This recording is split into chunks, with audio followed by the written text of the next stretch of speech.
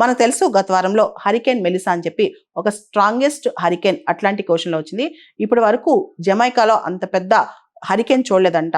జమైకా చరిత్రలోనే అంత పెద్ద హరికేన్ చూడలేదంట. అంత పెద్ద హరికేన్ వచ్చిందనమాట. జమైకా మొత్తం అతలాకుతలం అయిపోయింది. దానిలో ఉన్న ఇన్ఫ్రాస్ట్రక్చర్ పాడైపోయింది.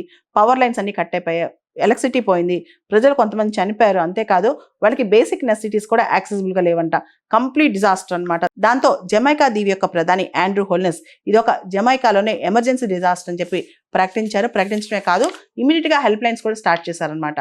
అయితే జమైకా దీవులు ఏవైతే ఉన్నాయో వాటి క్యాపిటల్ కింగ్స్టన్ తప్పనించి మిగతా మొత్తం జమైకా అతలాకుతలమైందంట.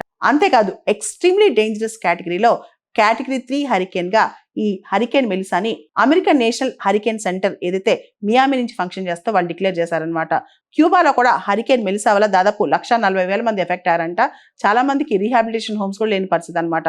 దాంతోపాటు బహమాస్ ఐలాండ్స్ లో కూడా ఈ హరికేన్ ప్రభావం తీవ్రంగా ఉందని చెప్పి కూడా చెప్పారు. మొత్తానికి అట్లాంటిక్ ఓషన్లో వచ్చిన హరికేన్ మెలిసా మొత్తం చరిత్రలోనే ఈ చిన్న చిన్న కరీబియన్ దీవుల చరిత్రలోనే ఒక పెద్ద స్టామ్ అని చెప్పుకోవచ్చు.